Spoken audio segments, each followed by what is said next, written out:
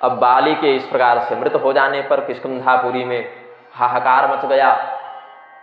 तारा दौड़ती हुई आई बाली के पास, उसके शव के पास रुदन करने लगी और भगवान को कहा कि आप तो बड़े पराक्रमी हैं, उदार चित्त हैं, करुणा वत्सल हैं, हमें इस कष्ट में देख करके आपकी करुणा नहीं आती। राम माम जहि बाणेन जेन बाली हतस्वया, जिस बाण से आपने बाली का वध किया प्रभो, उसी बाण से हमको मार दीजिए। गच्छामि पति सालोक्यम पतिर्माम अभिकांक्षते, हमारे पति हमसे बड़ा प्रेम करते हैं, पता नहीं परलोक में हमारे बिना कैसे रहते होंगे। स्त्री के बिना रहने पर जो वियोग का कष्ट होता है, इसको आपसे अच्छा कौन जान सकता है। पत्नी वियोगजम दुख मनुभूतम त्वया नघ, पत्नी के विरह में व्यक्ति को क्या कष्ट होता है, इसका अनुभव सबसे अधिक आपको ही है। हमारे पति हमसे बड़ा प्रेम करते हैं, परलोक में हमारे बिना कैसे रहेंगे, इसलिए आप भी हमें बाली के पास पहुंचा दें। और स्त्री को मारने का पाप लगेगा ऐसा न सोचें, दो प्रेमियों को मिलाने का जो फल होगा वही पुण्य आपको मिलेगा। बालिने माम प्रयच्छासु पत्नी दान फलम भवे। अब पत्नी दान शब्द, कन्यादान तो समझे थे, विद्यादान समझे थे, पत्नी दान शब्द तो अगर पति पत्नी बिछड़ गए हो, उनके जीवन में जो वियोग की स्थिति है उसको दूर करके कोई व्यक्ति अगर दंपति को मिला दे तो उसको बड़ा धर्म होता है। भगवान को कहा वही धर्म आपको प्राप्त होगा। और सुग्रीव बाली को मारकर तो आपको राज्य मिल ही गया है, तुम्हारी पत्नी तुम्हें प्राप्त हो ही गई है, तुम उसका उपभोग करो। तो भगवान ने जब देखा कि तारा अपने पति वियोग में अधीर हो रही है तो उन्होंने कहा अच्छा ये बताओ तुम किसे अपना पति समझती हो तारे। भगवान ने तारा को उपदेश दिया है, किसे अपना पति समझती हो। बोले बाली, बाली हमारा पति जिसे आपने मार दिया। कौन है बाली बताओ। अगर तुम कहती हो ये शरीर ही बाली है तो शरीर यही पड़ा हुआ है, ये तो कहीं गया नहीं। और यदि कहती हो तो नहीं इसमें रहने वाला चेतन बाली है, वो आत्मा ही बाली के नाम से है, तो वो तो किसी का पति नहीं होता, किसी का पुत्र नहीं होता, किसी से विवाह नहीं करता, किसी को उत्पन्न नहीं करता।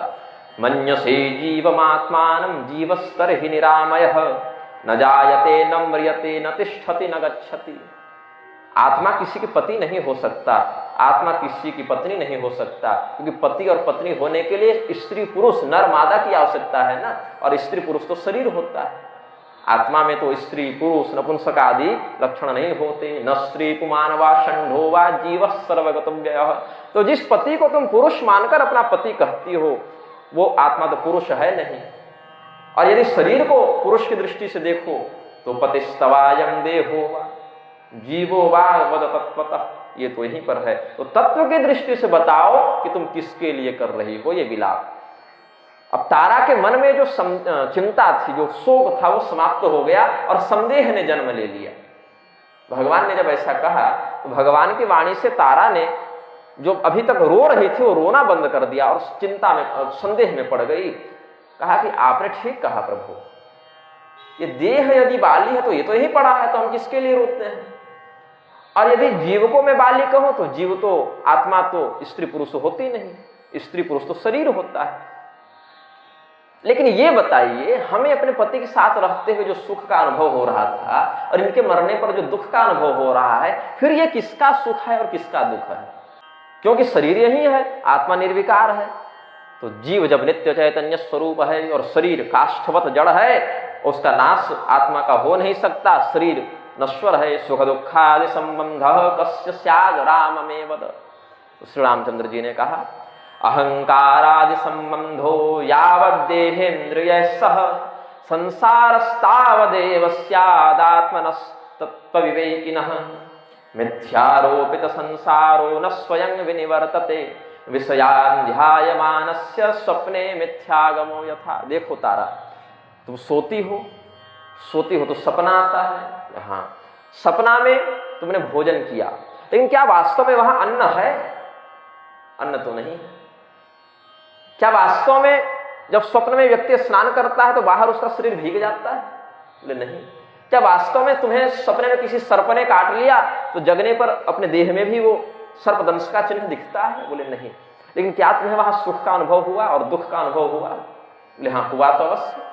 लेकिन जब सुख और दुख का अनुभव हुआ और उसका यहां प्रभाव नहीं पड़ा। ऐसा क्यों?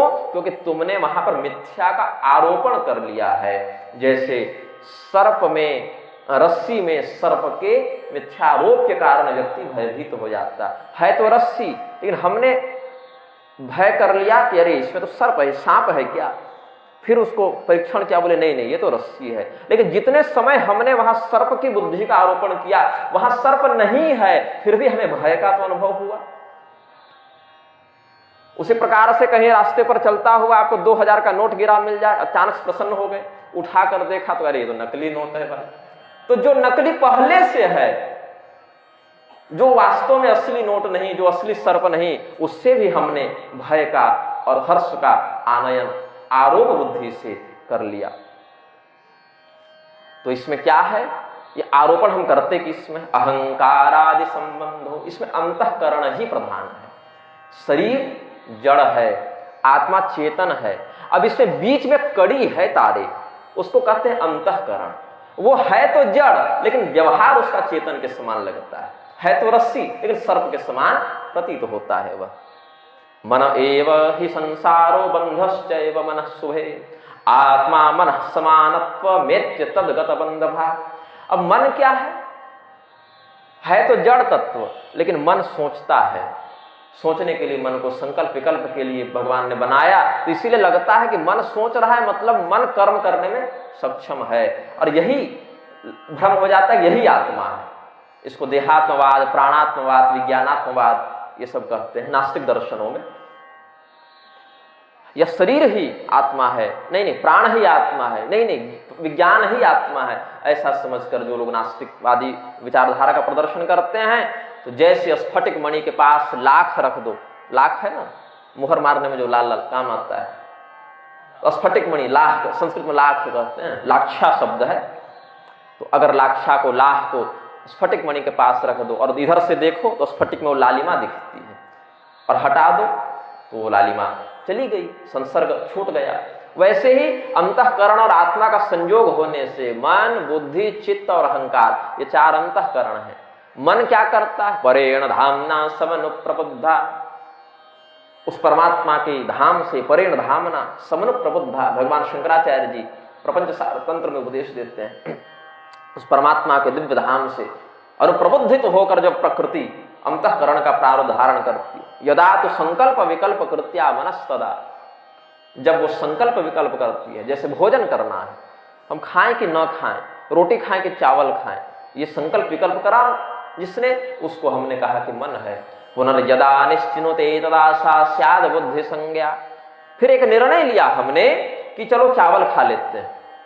तो जब संकल्प विकल्प कर रहा था अंतःकरण, तो हमने उसको मन कहा, और जब एक निर्णय ले लिया तो हमने उसे बुद्धि कहा। पुनर्यदा निश्चिनुते तदा सा स्याद बुद्धि संज्ञा, फिर वह बुद्धि के रूप में वही कहलाता है। फिर हमने जब उसको किया, क्रिया के रूप में वो घटना घटित हुई, भोजन रूपी क्रिया घटित हुई, तो अहं करोमि इति अहंकार, मैं करता हूं, इसीलिए ये कर्ताभिमान, कर्तृत्वाभिमान ही अहंकार तत्व कहलाता है। और पूर्वकृत घटना को जब हम याददाश्त के रूप में सुरक्षित रख के चिंतन करते हैं तो चित्त कहलाता है।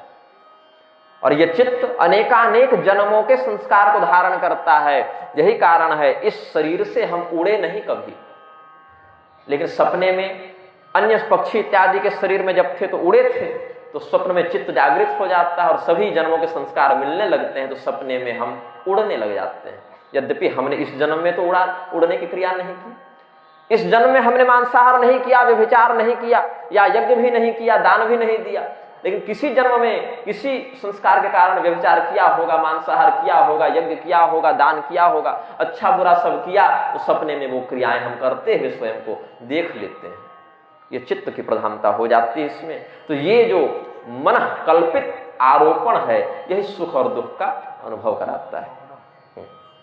भगवान ने तारा भगवती को सत्य बताया, ये वास्तविक सत्य है कहा, और जो इस सत्य को जान जाता है तस्य संसार दुखानि न स्पृशन्ति कदाचन, उसको सांसारिक दुखों का कोई अनुभव नहीं होता, वो जीवन मुक्त हो जाता है। इसीलिए अब तुम जो पति वियोग में तड़प रही हो, ये तड़पन भी तुम्हारी नहीं, ये तुम्हारे मन का, तुम्हारे बुद्धि का सुख दुखादि का आरोपण भाव है। जो तुम्हें लग रहा है कि हमें सुख और हमें दुख हो रहा है। भगवान का ये अद्भुत उपदेश का तारा विस्मित हो गई सुन के, अच्छा ये है रहस्य।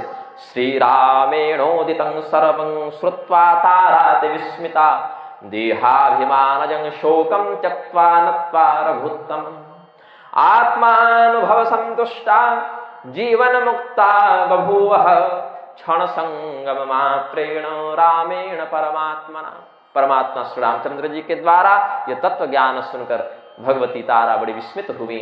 देहाभिमान से उनको जो शोक व्याप्त हो गया था वो नष्ट हुआ। भगवान को उन्होंने प्रणाम करके आत्मज्ञान को प्राप्त करके अपना कल्याण किया। भगवान के उस ज्ञानोपदेश को सुग्रीव जी भी सुन रहे थे, तो उनको भी बहुत दृढ़ वैराग्य की यहाँ संसिद्धि हो गई, उनका अज्ञान चला गया